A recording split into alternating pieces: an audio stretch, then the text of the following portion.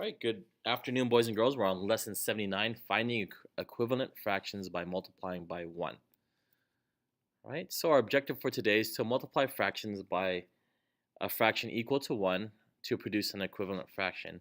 And we're also going to find fraction names for 1 used to make an equivalent fraction and identify the numerator that completes an equivalent fraction. So here's your math joke for today. What did the triangle say to the circle? And the triangle said, "You're pointless." All right, here's our math vocab. It's just one, equivalent fractions, which are different fractions that name the same number. For example, 1/2 is the same as 2/4. Here's your concept. So equivalent fractions are different names for the same number. Basically, if we look at 1/2 as a number, 2/4 is actually the same number, even though it shows different numbers. So if you look here in the example, 1/2 shows one circle that's shaded half of it, and the same circle is shaded, except we just divide it into 2/4, but we have the same amount of shading. Same thing with 3/6, we have the same amount of shading, and 4/8, they're all shaded in half. So all these fractions, 1/2, 2/4, 3/6, 4/8, are all equal. All right, and the way we get there is that if we take 1/2, the fraction 1/2, and then we times it by 1, which is 2/2, which is 1 whole.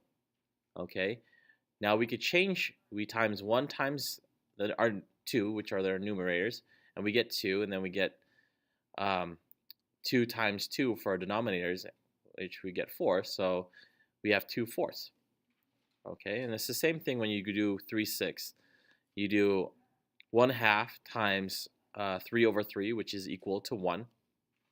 All right, 3 times 1 is 3, and 2 times 3 is 6, and that's how you get 3/6 for that.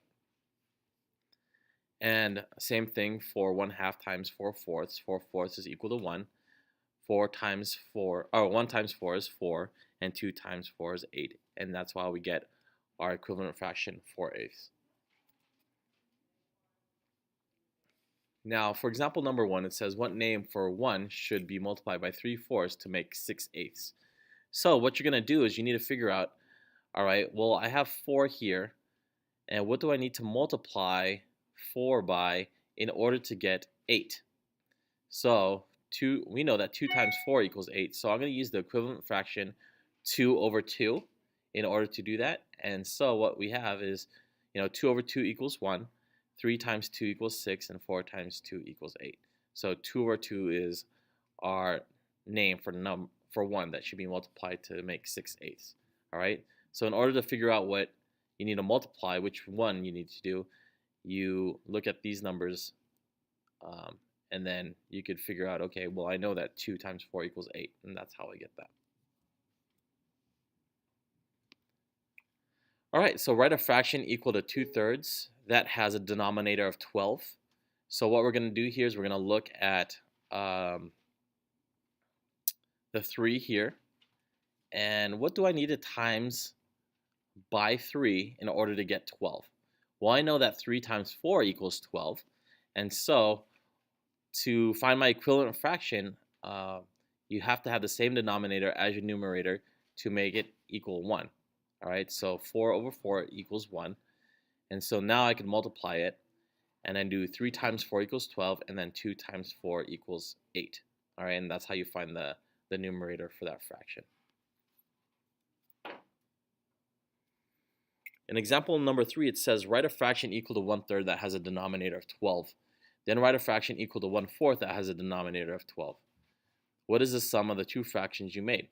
So there's a couple things you have to do here. You have to do 3 things, right? So we have to write a fraction equal to 1/3 that has a denominator of 12.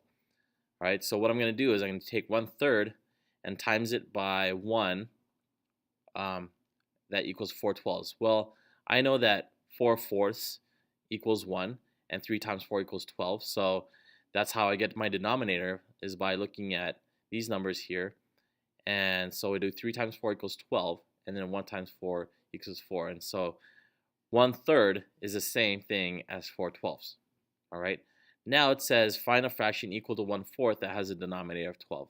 So I look at 1/4, all right, and I need to change this 4 to a 12. Well, I know that 4 times 3 equals 12, so um, I'm going to times 1/4 by 1, which is 3 over 3, and then multiply it across. 1 times 3 is 3, 4 times 3 equals 12. And then it says the last part of it is what is the sum of the two fractions you made. So I'm going to take 4 12s and 3 12s, and I'm going to add them together. Remember, when we add, we don't change the denominator, we just add the numerators together.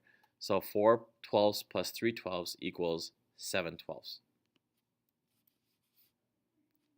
Okay, now we're on example number 4. It says write 3/4 as a fraction with a denominator of 100.